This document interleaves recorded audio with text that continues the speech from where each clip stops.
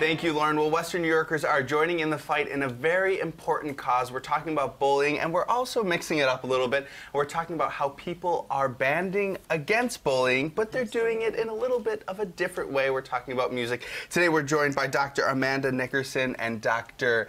Lynn Burady. We're talking about the second annual Band Against Bullying event. So before we get into your roles in the event, let's talk about the event itself. What is Band Against Bullying all about? Band Against Bullying is it's an event where different high schools from the area come together, perform musically and otherwise around this message of dignity and respect for all, and really how can they take the lead in preventing bullying. Now, it was incredibly successful last year. We've heard a lot of great things about it, but of course we're coming back a second time. So what can we expect that's going to be a little different this year? Well, this year we've decided to add a fashion component and to let the students show their creativity through some sort of wearable art during their performances.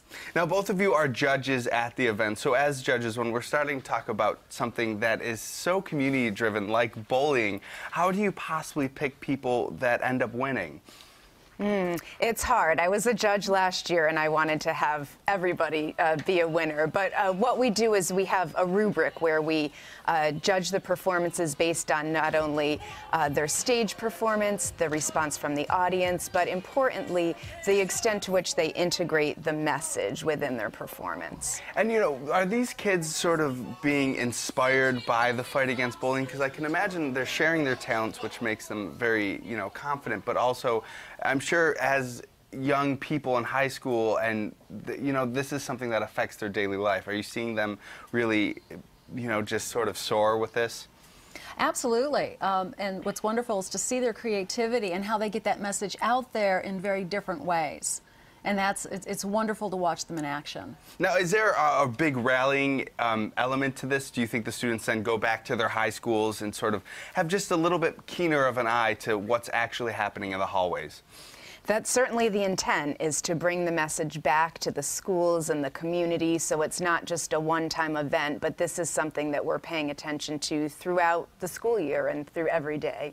And then do you think students then are also maybe are closer to standing up to that bully? Do you think, you know, the performers, you know, inspire them to do that? Absolutely, I think so. I mean, the students have been working on this for months. So the message is getting into the schools. The students are living this, this message of dignity for everyone. And I think that's the most important. All right, I want to pull up a panel so we can get those dates on the screen. So real quick, just give me the specifics. When is this happening? And for people that want to take part in the audience, how they can find out information on tickets. It's happening tomorrow night, 7 p.m. at the Center for the Arts at the UB North Campus.